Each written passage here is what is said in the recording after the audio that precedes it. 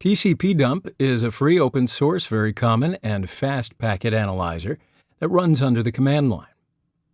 It prints out a description of the contents of packets on a network interface that match the Boolean expression given as a parameter. TCPDump has a lot of filtering options. We'll discuss some of them in the next slide. It can be preferred to the other packet analyzers, such as Wireshark, because it's so fast. It also supports some of the most common network traffic capturing format, PCAP. You can save the results as raw ASCII text in a document as well. So have a look at this. These are some of the parameters you can use with the TCPDump command. D, or list interfaces, prints the list of the network interfaces available on the system and on which TCPDump can capture packets. I, or interface, listens in on the interface.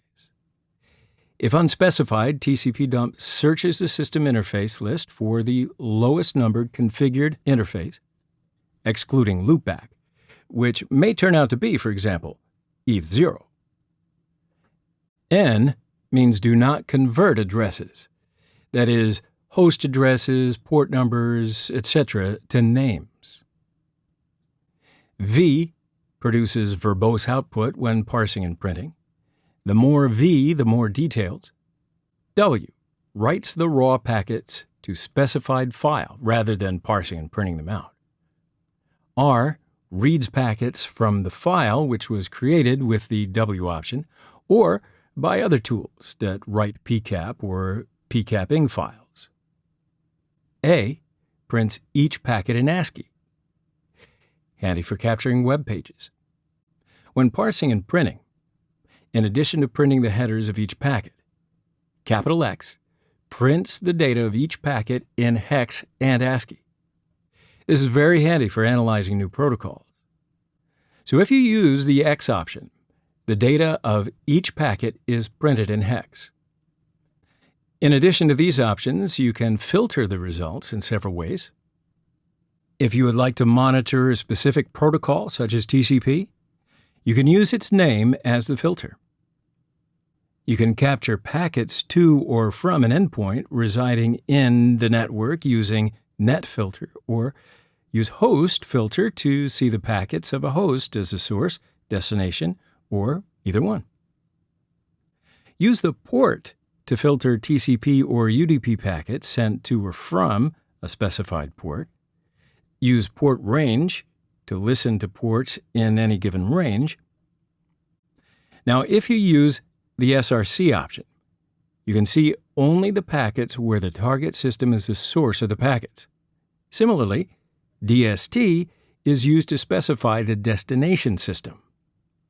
So, of course, you can use more than one filter in a command and set up the relation using and or as logical operators. For example, host is 1.1.1.1 and port is 80. Now, before running several TCPDump commands, let's examine the fields of a typical TCPDump output row. The row shown in the slide is a TCP packet. The first field is the time when the packet arrived, with a timestamp as hour, minute, second, and, well, the fractions of a second. So the second field is a protocol running atop the link layer, in this case, IPv4. Now for IP packets, the third field is the IP address or host name of the host sending the packet, along with, for TCP and UDP packets, the source port. The packet on the slide came from port 80 of the system 172.16.99.139. Now the fourth field is the IP address or host name of the host receiving the packet, along with, for TCP and UDP packets, the destination port.